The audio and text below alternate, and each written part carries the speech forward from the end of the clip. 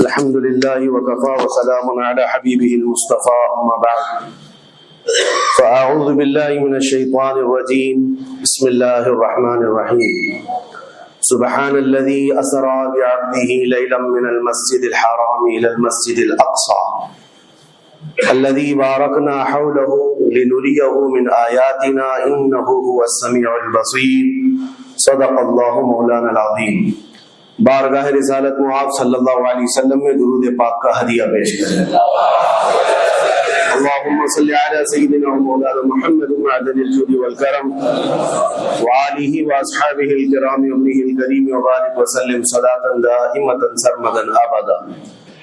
عزیزان گرامی وقار، جن حالات میں آج ہم جمعہ کی نماز ادا کرنے آئے ہیں، دنیا بھر میں قبلہ اول بیت المقدس کے معاملے کو لے کر ایک عجیب ماحول پیدا ہو چکا ہے. دنیا دو دھڑوں میں تبدیل ہے آج، اور یقیناً کیوں نہ اثر کرے کہ میرے آقا صلی اللہ تعالی علیہ وسلم نے ارشاد فرمایا، بیت المقدس جس زمین پر آباد ہے، حضور پاک صلی اللہ علیہ وسلم کے فرمان علی شان کا مفہوم ہے سید البقاع، یعنی زمین کا جو سردار علاقہ ہے وہ بیت المقدس کا علاقہ ہے.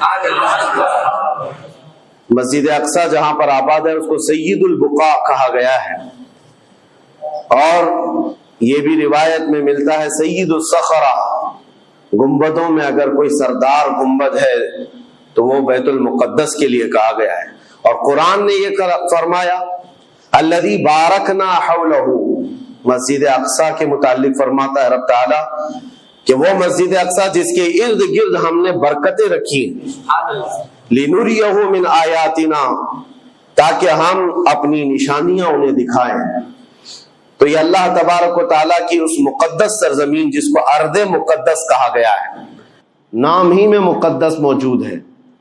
اور یہ آج سے نہیں بلکہ روایت میں ہے خانہ کعبہ کی تعمیر کے فوراً بعد حضرت ابراہیم علیہ السلام نے بیت المقدس کی تعمیر فرمائی، اور ہزاروں انبیاء اکرام علیہ السلام کا وہ قبلہ رہا اور وہ ان کی مرکز عبادت بھی رہا.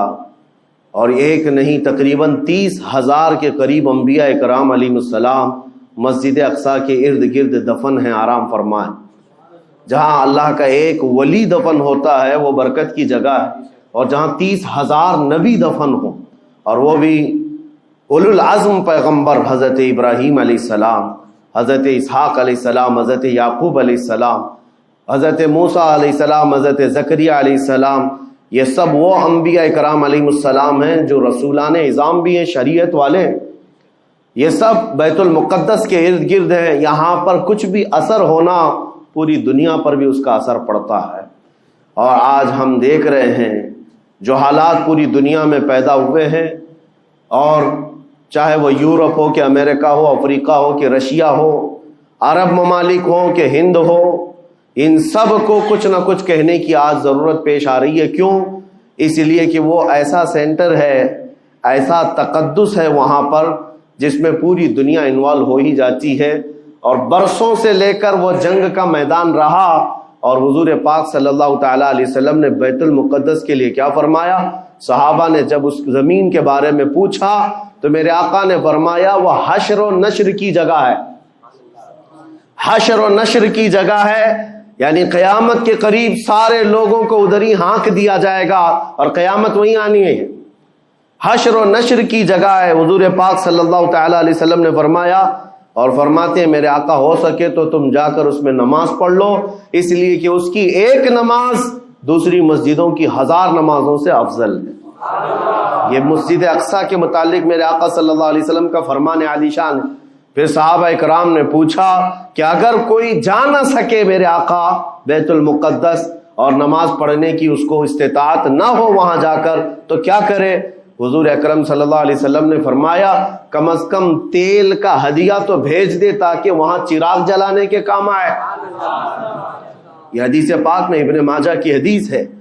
نبی کریم صلی اللہ تعالی علیہ وسلم کے اس فرمان علی شان کے مطابق میں آج آپ تمامی حضرات سے یہ گفتگو کرنا چاہوں گا کہ میرے عزیزوں، یہ صرف فلسطین اور اسرائیل کا مسئلہ نہیں ہے، یہ اسلام اور کفر کا مسئلہ ہے، اور پوری دنیا کے لیے اگر وہ حقیقت کی نگاہیں رکھتی ہیں، چاہے وہ کسی بھی قوم سے وابستہ ہو، چاہے وہ کوئی بھی دین اور دھرم سے تعلق رکھتے ہو، میں ان سے کہتا ہوں اگر اینک تمہارے اوپر جھوٹ کی نہیں پڑی ہے تو آنکھیں کھول کر دیکھ لو ظلم اور بربریت کس جگہ ہے اور حق کے لیے لڑنے والے کون ہیں۔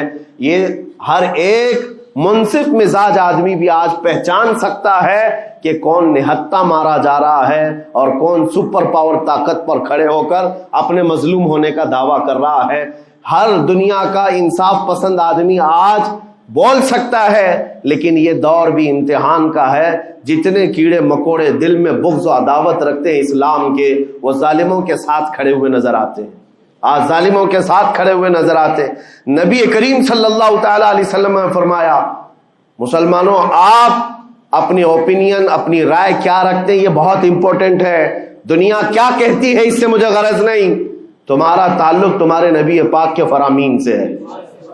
خبردار خبردار تم کبھی ان ظالموں کی حمایت میں نہ آنا، ورنہ قرآن کہتا ہے وَلَا تَرْكَنُوا، اللہ تعالیٰ فرماتا ہے اس طرف تم توجہ بھی مت کرنا، جھکاؤ بھی مت رکھنا، جس طرف ظالم گئے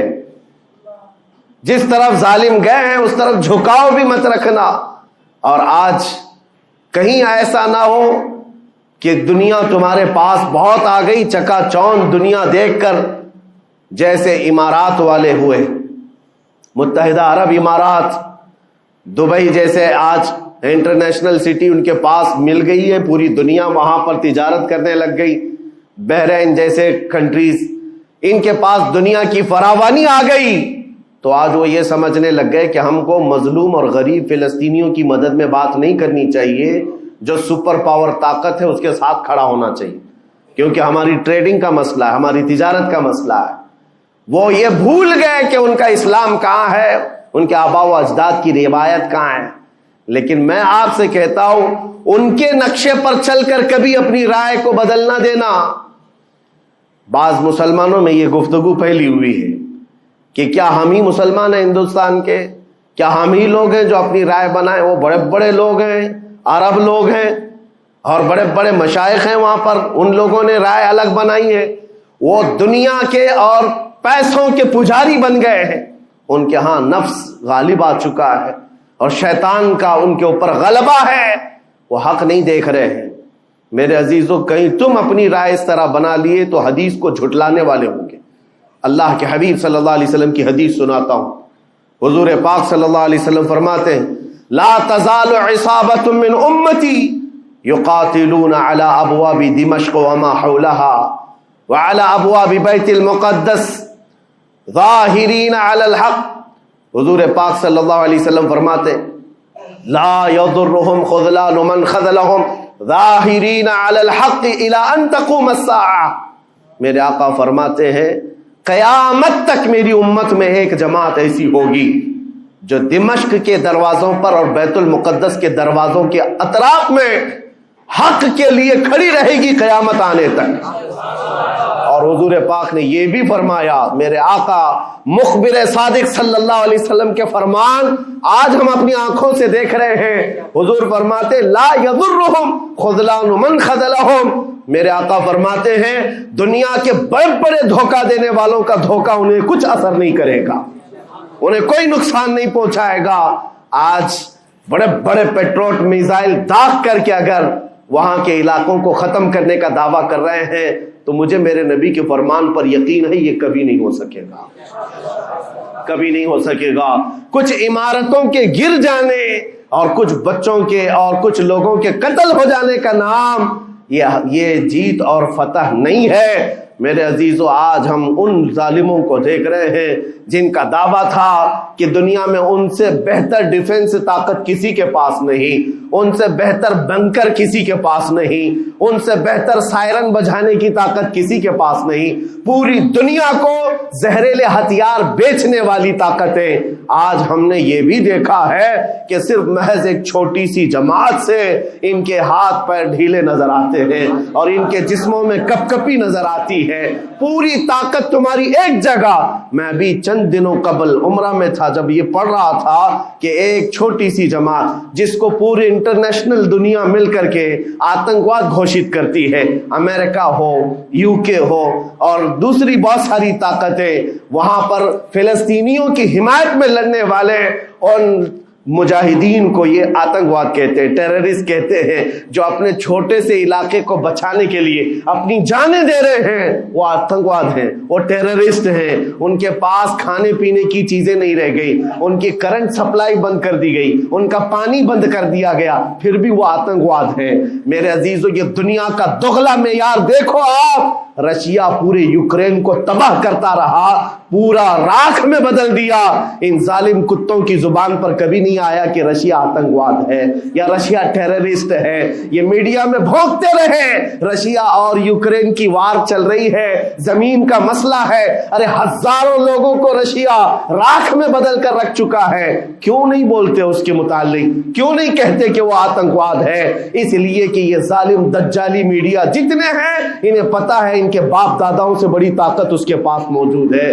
طاقتوں کی پوجا کرنا اور بڑی بڑی طاقتوں کو سلام کرنا یہ ان کی فطرت میں داخل ہے. اور ہم الحمدللہ مسلمان ہر وقت یہ فیصلہ رکھتے ہیں کہ جو غریب ہے, جو مظلوم ہے, وہ چاہے ایک سکہ بھی نہ رکھتا ہو, ہم اس کی حمایت میں ہمیشہ کھڑے رہتے ہیں. یہ اسلام کی خاصیت ہے. ہم طاقت و قوت اور تخت کو دیکھ کر کسی کی حمایت میں نہیں کھڑے ہوتے, بلکہ حق و باطل کو دیکھ کر اگر مظلوم چھوٹی سی جگہ پر بھی ہے تو ہم اس کے ساتھ کھڑے ہیں. اسلام میں ہو یا نہ ہو, اگر وہ مظلوم ہے تو اس کی آواز ہم اٹھاتے ہیں.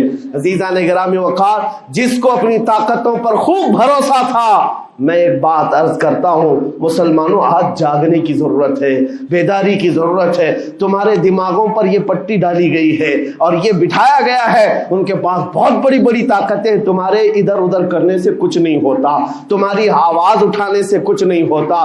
رب تبارک و تعالیٰ نے تمہیں یہ ظاہر کر دیا کہ میں ابھی پڑھ رہا تھا اس چھوٹے سی علاقے میں غزہ پٹی میں بڑی بڑی دنیا کی 4 تنظیمیں, خفیہ خبر رساں ایجنسیاں موجود ہیں جو ان کی خفیہ خبریں ہر وقت پہنچاتی ہیں. وہ اسرائیل کی بھی ہے, امریکہ کی بھی ہے اور سعودی عرب کی بھی ہے اور ایجپٹ کی بھی ہے.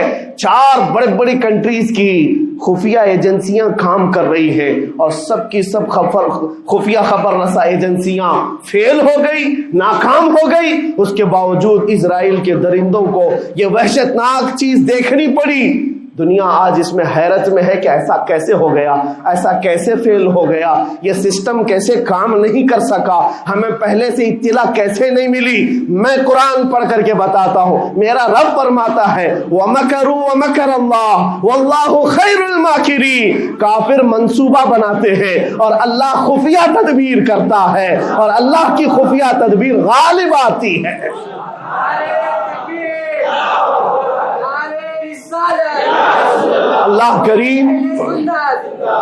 اللہ کریم جب خفیہ تدبیر فرماتا ہے سارے سسٹم فیل ہو جاتے ہیں, دنیا کی طاقتیں ہیچ ہو جاتی ہیں. آپ کبھی یہ مت سمجھنا کہ دنیا کے پاس بہت بڑی طاقتیں ہیں. نہیں مسلمانوں, ایمان اس کا نام نہیں ہے. اقبال نے بہت پہلے کہا تھا, اللہ کو پامرد یہ مومن پہ بھروسہ, ابلیس کو یورپ کی مشینوں کا سہارا. ان کے پاس یورپ کی مشینوں کا سہارا ہے لیکن مسلمان کو اپنے رب کی طاقت پر بھروسہ ہے. میرا رب غالب حکمت والا ہے اور وہ قدرت والا ہے. جس وقت رب تعالیٰ چاہے, کیا آپ نے تاریخ نہیں پڑھی, وہ اگر اپنے نبی کی حفاظت کرنا چاہے تو مکڑی کے جال سے حفاظت کرتا ہے, کبوتری کے انڈوں سے حفاظت کرتا ہے. وہ اپنے حبیب کی حفاظت کرنا چاہے اور کسی نبی کی حفاظت کرتا ہے, مچھلی کے پیٹ میں رکھ کر کے یونس کی حفاظت کر رہا ہے اور ابراہیم علیہ السلام کو آگ میں ڈال کر کے بھی اس تپش سے بچا بچا رہا ہے، اور اسماعیل علیہ السلام کی گردن پر چھری چل رہی ہے، پھر بھی اس چھری سے بچانے والا مولا کون ہے؟ اور سمندر میں اتر جانے کے بعد موسیٰ علیہ السلام کی بڑی فوج کو راستے دینے والا مولا کون ہے؟ آپ جانتے ہیں ابراہیم علیہ السلام کو آگ سے بچانے والا، یونس علیہ السلام کو مچھلی کے پیٹ میں زندہ رکھنے والا، موسیٰ علیہ السلام کو سمندروں میں راستہ دینے والا وہی خدا ہے جو اپنے حبیب کو کفار مکہ کے ہر ظلم سے بچانے والا، ان کے رات کے منصوبوں کو خاک میں ملانے والا، میرے حبیب کو ان کافروں کے سامنے سے ایسے گزارنے والا کہ وہ کافروں کی آنکھیں ہمیشہ کے لیے اندھی ہو کر رہ جائیں۔ وہ مولا کل بھی تھا، آج بھی ہے اور ہمیشہ رہے گا۔ وہ اللہ حی و قیوم ہے، اس کی ذات پر توکل رکھو، یقین رکھو۔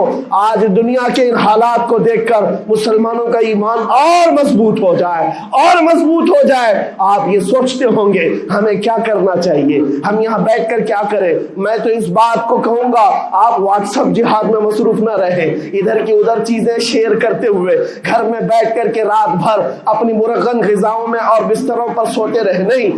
اگر تمہارا دل روتا ہے کسی ایک بچے کی آہ پر تم پہنچ تو نہیں سکتے، لیکن کسی غریب کی ایک درد پر تمہارا دل روتا ہے، اللہ کی بارگاہ میں وہ بھی لکھا جاتا ہے، وہ بھی لکھا جاتا ہے اور تم کو ان کے شریکوں میں شمار کیا جاتا ہے۔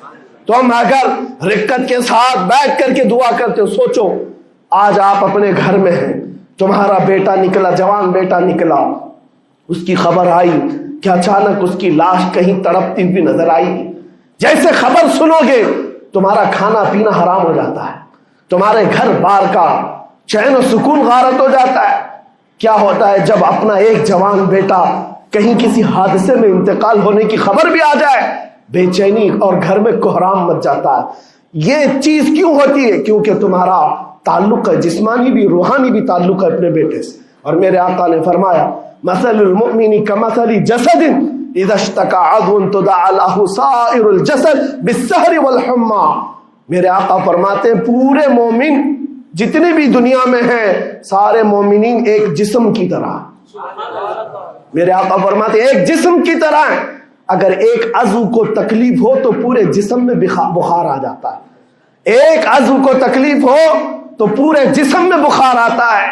آج تمہاری کیفیت یہ ہونی چاہیے، جس وقت ان حالات کو دیکھو تمہارا دل روئے، تمہاری بے قراری بڑھ جائے، تمہاری بے چینی بڑھ جائے، اور بارگاہ رب العزت میں گڑ گڑاؤ کہ مولا اگر ہمارے برے اعمال کی وجہ سے، ہمارے گناہوں کی وجہ سے ہمارے بھائیوں پر اگر یہ آفت آئی ہے تو میں توبہ کرتا ہوں، میں باز آتا ہوں مولا، میں اپنی حرکتوں سے توبہ کرتا ہوں۔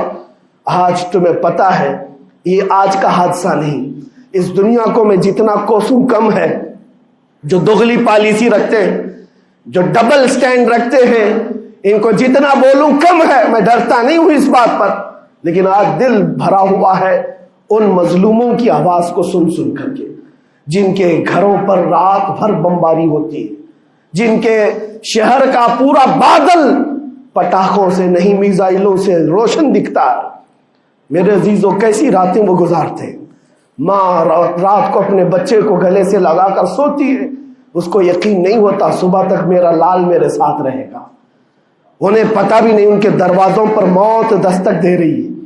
5000 سے زیادہ راکٹ داغ کر کے ابھی بھی ختم نہیں کیا گیا، اور ظلم اتنا ہونے کے بعد حیرت ہوتی ہے اس دگلی دنیا پر میڈیا میں بار بار یہ کہا جاتا ہے ان آتنکیوں کا خاتمہ کیا جا رہا ہے، آتنکوادیوں کو نیست و نابود کیا جا رہا ہے، جن کی زمین پر 70 سال سے قبضہ کر کے بیٹھا ہے، دنیا اس پر کچھ نہیں بولنا چاہتی۔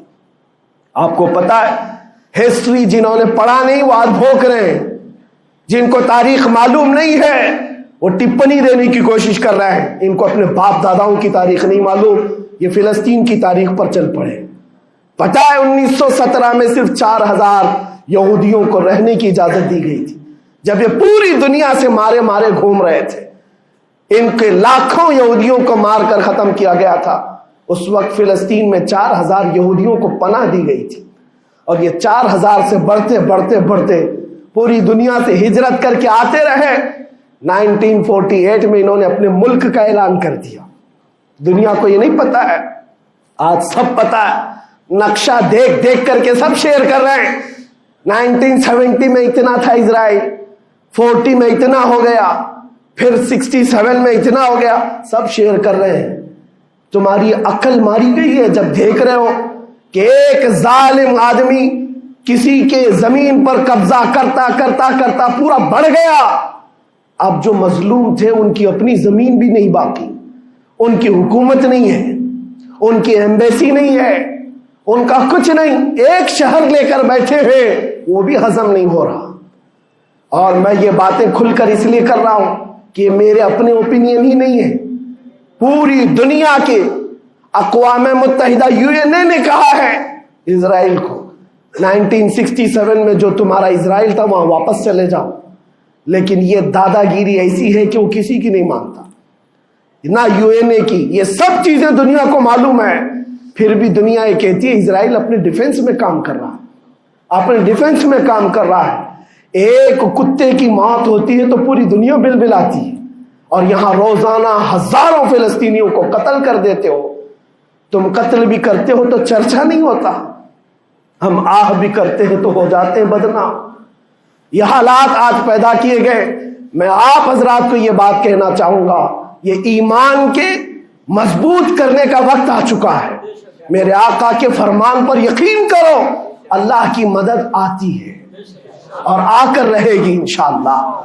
और यह हालात आप देख रहे हैं। मैं एक बात और बताकर अपनी गुफ्तगू को समेटता हूं, कसरत से उनके लिए दुआएं करो, कसरत से दुआएं करो, और अपनी गलत आदतों से बाज आकर अल्लाह की बारगाह में मांगो। जाहिर सी बात है, हराम खाते हो और किसी के लिए दुआ करते हो, कहां दुआएं जाएंगी। अब जो बात रह जाती है ये कुछ दिनों के लिए है, वो भी इम्तिहान दे रहे, हम भी इम्तिहान दे रहे। ये इम्तिहान की घड़ी गुजरने वाली है और क़यामत के करीब मेरे आका का फरमान हक होकर साफ जाहिर होगा, साफ जाहिर होगा, पूरी दुनिया देखेगी। बाज रिवायात में है कि हजरत सुलेमान अलैहिस्सलाम की रिवायतें भी बयान की गई। क्या आपने फरमाया कि यहूदियों की एक रियासत कायम होगी और सिर्फ 50 साल के बाद उनकी रियासत के कायम होकर 50 साल के बाद क़यामत की बड़ी निशानियां सामने आ जाएंगी। अब वो हालात आ गए, चंद सालों की बात है, जितना खून बहाया था वो खून खत्म होगा और खूने शहीदा से सुबह बहारा आएगी। और एक दिन पूरी दुनिया देखेगी जब बैतुल मुक़द्दस पर अल्लाहु अकबर की सदाएं गूंज रही होगी और इमाम मेहदी का ज़ुहूर होगा।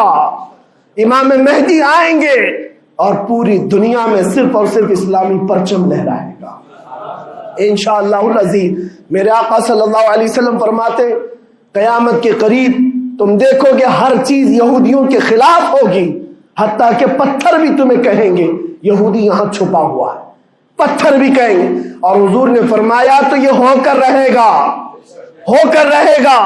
इसलिए उनकी ताकतों पर न जाओ, उनकी कुव्वतों पर न जाओ। आज जब एक छोटी सी जमात ने तुम्हारे डिफेंस सिस्टम को ललकार कर रख दिया है, वो वक्त भी आएगा जब खुदाए जलालो जबरूत वाले मालिक खुदा को, अल्लाह करीम को, जब ये दिखाना होगा कि अल्लाह ताला ईमान वालों की कैसी मदद करता है, तो वो दिन भी देखोगे जब कीड़े मकोड़े और हशरात की तरह जालिम हुकूमतें फना हो जाएंगी। इंशाअल्लाह वो वक्त आएगा। लेकिन आप तमाम हजरात अपने दिलों में रिक्कत तारी करें, अपने दिलों में उन गरीबों के लिए, उन मजलूमों के लिए दुनिया क्या भोगती है इसकी तरफ न जाओ। कौन क्या कहता है, इन जालिमों को उनके साथ खड़े होने में शर्म नहीं आती। आपको पता है या हमारे हिंदुस्तान में भी बहुत सारे आज निकले हुए सोशल मीडिया पर जंग कर रहे हैं और इनको लगता है इजराइल के साथ खड़े। आपको पता है इजराइल एक ऐसी यहूदी रियासत है जो पूरी दुनिया के किसी भी धर्म को नहीं मानते। मुसलमानों के भी वैसी दुश्मन, हिंदुओं के भी दुश्मन, ईसाइयों के भी दुश्मन। इनको पता ही नहीं है, इनको लगता है वो हमारा साथी है, मुसलमानों को मार रहा है तो हमारा साथी, जबकि वो साफ انکار کرتے ہیں کہ بتوں کی پوجا کرنے والوں سے ہمارا کوئی رشتہ ہی نہیں، وہ یہودی ہیں۔ وہ پوری دنیا میں اپنے آپ کے متعلق یہ عقیدہ رکھتے ہیں کہ اللہ نے ہم کو ایک خاص مٹی سے بنایا اور سارے انسانوں کو کچرے سے بنایا، ساری دنیا کو کچرے سے اور جانوروں کے فضلے سے بنایا اور ان کو ایک خاص جنت کی مٹی سے بنایا۔ اور قرآن میں یہ ذکر موجود ہے، اللہ فرماتا ہے وقالت الیہود نحن ابناء اللہ واحباؤہ، اے محبوب یہ یہودی کہتے ہیں ہم اللہ کے بیٹے ہیں اور اللہ کے محبوب ہیں۔ رب فرماتا ہے اے محبوب ان سے کہہ دیں اگر تم اللہ کے بیٹے اور اللہ کے محبوب ہو تو مرنے کی تمنا کرو کیونکہ اللہ سے مل جائے۔ لیکن اللہ فرماتا ہے وَلَن يَتَمَنَّوْهُ أَبَدًا، وہ موت کی ہرگز تمنا نہیں کرتے۔ یہودیوں کے ہاں جینے کی ہوس بہت ہے، اور قرآن کہتا ہے لَوْ يُعَمَّرُ أَلْفَ سَنَةٍ، اگر ان کو 1000 سال کی زندگی بھی دی جائے تب بھی وہ مرنا نہیں چاہتے۔ یہودی مرنا نہیں چاہتے۔ یہی تو بات ہے میرے عزیزوں، دنیا میں اور ہم میں فرق یہ ہے وہ کہتے تو ہیں ہم اللہ کے بیٹے اللہ کے محبوب لیکن مرنا نہیں چاہتے۔ لیکن مسلمان کا بچہ جذبہ شہادت میں نظر آتا ہے، وہ ہمارے نزدیک موت کوئی حادثہ نہیں۔ ہمارے بزرگوں نے تو ہمیں یہ بتایا ہے کفن کندھے پر لے کر چلنا، موت آئے تو اوڑھ کر سو جانا، یہ نہ سوچنا کہ حادثہ ہوا ہے بلکہ یہ سوچنا ادھر آنکھیں بند ہوئی ادھر زیارت مصطفیٰ ہو گئی، ادھر میرے رب سے ملاقات ہو گئی۔ مولا کریم کی بارگاہ میں دعا ہے جب تک زندہ رہے عزت اور ایمان کے ساتھ زندہ رکھے۔ مولا غریب فلسطینیوں پر تو رحم فرما، مظلوم فلسطینیوں کو آزاد فرما۔ اے کریم ارحم الراحمین، تو نے فرمایا جب بندہ مجھے مصیبت میں پکارتا ہے میں اس کی پکار کو سنتا ہوں۔ اے مولا آج فلسطینیوں سے زیادہ کون مظلوم ہے، ان سے زیادہ کون مصیبت میں ہے اور تجھ سے زیادہ کون رحم کرنے والا ہے۔ اے مالک و مولا ان پر رحم کی بارشیں فرما، اے اللہ ان پر رحم کی بارشیں فرما اور ظالم طاقتوں کو فنا فرما دے، ان کو نیست و نابود فرما، ان کو کیفر کردار تک پہنچا، اسلام و سنیت کا بول بالا فرما، کفر و شرک کا منہ کالا فرما۔ وصلی اللہ تعالی علی خیر خلقہ محمد وآلہ واصحابہ اجمعین برحمتک یا ارحم